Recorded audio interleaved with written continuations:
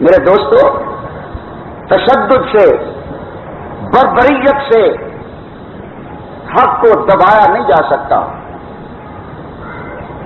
کفر نے، باطل نے ہر دور میں اہل اسلام کو تشدد کے ساتھ دبانے کی کوشش کی ہے، بربریت کا مظاہرہ کر کے اہل اسلام کو پریس کرنے کی کوشش کی ہے، ظلم و ستم کا بازار گرم کر کے اہل حق کو راستے سے ہٹانے کی کوشش کی ہے۔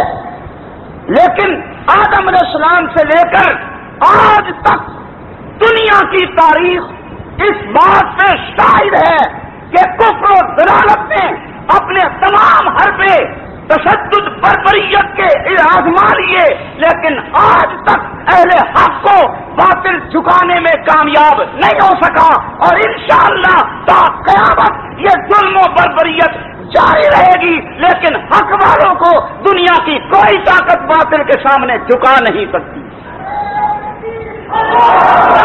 انبیاء علیہ السلام کی تاریخ دیکھیے، صحابہ کی تاریخ دیکھیے، تابعین کی تاریخ دیکھیے، تبع تابعین کی تاریخ دیکھیے، آج بھی کفر مسلمانوں پہ تشدد کر کے چاہتا ہے کہ جو میں چاہتا ہوں وہ مان لیں، لیکن تشدد سے معاملات خراب تو ہو رہے ہیں لیکن ان کے مقاصد پورے نہیں ہو رہے، اور انشاءاللہ تا قیامت پورے نہیں ہوں گے۔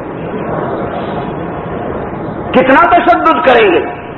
لاکھوں افراد لقمہ اجل بن گئے، لاکھوں مسلمان جام شہادت نوش کر گئے، لیکن دہشت گردی کو ختم کرنے کے لیے جو جنگ شروع ہوئی تھی، اس جنگ کے بعد وہ دہشت گردی جسے وہ کہتے ہیں دہشت گردی، وہ اور بڑھ چکی ہے۔ اب وہ پریشان ہیں کہ یہ لوگ ہمارے لیے خطرہ بن گئے ہیں، ان سے کس طرح نمٹا جائے، وہ سوچ رہے ہیں۔ لیکن حقیقت یہ ہے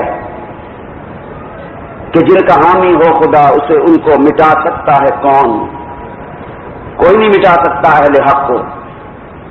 بڑی کوششیں ہوئیں، ہر دور میں کوششیں ہوئیں، آج بھی ہو رہی ہیں، لیکن مٹانے والے پہلے بھی مٹ گئے، اب بھی مٹیں گے، اور حق والے ہر دور میں باقی رہے ہیں، اب بھی رہیں گے انشاءاللہ۔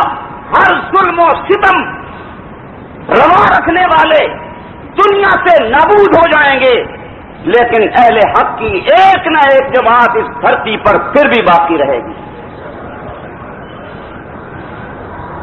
کسی کے روکے سے حق کا پیغام کب رکا ہے جو اب رکے گا؟ کسی کے روکے سے حق کا پیغام کب رکا ہے جو اب رکے گا؟ چراغ ایمان تو آندھیوں میں جلا کیا ہے، جلا کرے گا۔